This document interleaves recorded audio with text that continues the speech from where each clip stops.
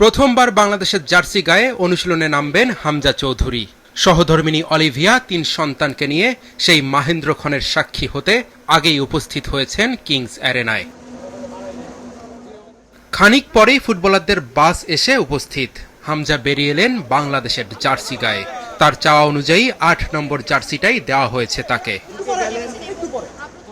লাল jersey গায়ে মাঠে নেমে চারিদিকে ছুটে বেরিয়েছেন হামজা চৌধুরী। সতীর্থদের সাথে খাপ খাইয়ে নেওয়ার সব ধরনের চেষ্টাই করেছেন, কারণ ভারতের বিপক্ষে ম্যাচের আগে হাতে সময় অনেক কম। দেশের ফুটবলে নতুন জাগরণ তৈরি হয়েছে। ফুটবলের হারিয়ে যাওয়া ঐতিহ্য ফিরে পেতে আর দেরি নেই, সেটা মাঠের দর্শক উপস্থিতি বলে দিচ্ছে। হামজার অনুশীলন দেখতে সাধারণ মানুষের ভিড়।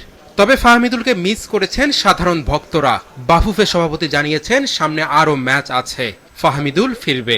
এবারের জন্য আমাদের একজন প্লেয়ার ফাহমিদুল চান্স পায়নি, বাট ও একটা প্রমিসিং প্লেয়ার। ও ডেফিনেটলি তার এইজও আছে দলকে দেওয়ার মতো। আর আমাদের অনেকগুলি খেলা আছে এই বছরে, ইনক্লুডিং সাফ।